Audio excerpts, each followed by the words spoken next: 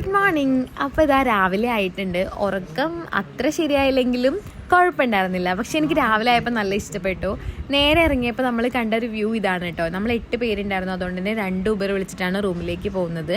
റൂമിലെത്തി ഇതാ ഫൈസ്ക്ക് അവിടുത്തെ കാര്യങ്ങളൊക്കെ സെറ്റ് ചെയ്യുന്നുണ്ട്. നമ്മളിതാ ഫുഡ് കഴിക്കാൻ പോയിരിക്കുകയാണ്. ബാക്കിയുള്ളവർക്കൊക്കെ നോമ്പായിരുന്നു.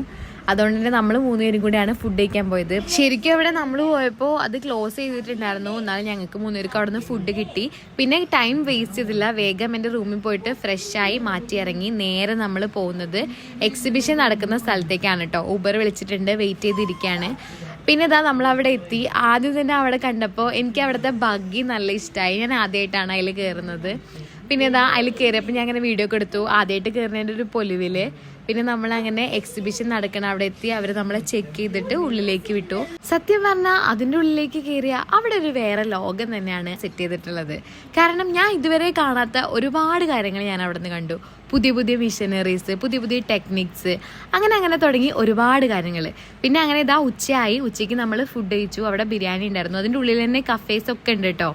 പിന്നെ നമ്മൾ ബഗ്ഗിൽ തന്നെ കയറി. ഇന്നത്തെ ഷൂട്ട് ഓൾമോസ്റ്റ് തീർന്നു. വിചാരിച്ച പോലെ കുറേ ഒന്നും എടുക്കാൻ പറ്റിയില്ല. എന്നാലും ഞങ്ങൾ മാക്സിമം എടുത്തിട്ടുണ്ടായിരുന്നു. പിന്നെ നമ്മളിതാ മെട്രോ കയറാനായിട്ട് പോവാണ്. ഞാൻ ആദ്യമായിട്ടാണ് മെട്രോയിലും കയറുന്നത്. അതിൻ്റെ എക്സൈറ്റ്മെൻറ്റും എനിക്ക് നന്നായിട്ടുണ്ടായിരുന്നു. ഞാൻ അവിടെ ഇങ്ങനെ നിൽക്കുമ്പോൾ ഞാൻ ആലോചിച്ചു, ഇതൊക്കെ ഇങ്ങനെ ഞാനിങ്ങനെ വിചാരിച്ചിട്ടുണ്ടായിരുന്നു ഇങ്ങനെയൊക്കെ പോകണം എന്നൊക്കെ. പക്ഷെ അതൊക്കെ ഇങ്ങനെ പെട്ടെന്ന് ഇങ്ങനെ നടക്കുന്നൊന്നും വിചാരിച്ചിട്ടുണ്ടായിരുന്നില്ല. എന്തായാലും നല്ല സന്തോഷമുണ്ട്. പിന്നെ ഇതാ മെട്രോയിൽ കയറിയപ്പോൾ നല്ല തിരക്കുണ്ടായിരുന്നു ബോയ്സിൻ്റെ അവിടെ. അതുകൊണ്ട് ഞാൻ ഗേൾസിൻ്റെ അവിടെ വന്നിട്ടാണ് ഇരുന്നത്. പിന്നെ നമ്മൾ അങ്ങനെ മെട്രോ ഇറങ്ങിയിട്ട് ഊബർ വിളിച്ചിട്ട് നല്ല ബ്ലോക്ക് ഉണ്ടായിരുന്നു അവിടെ.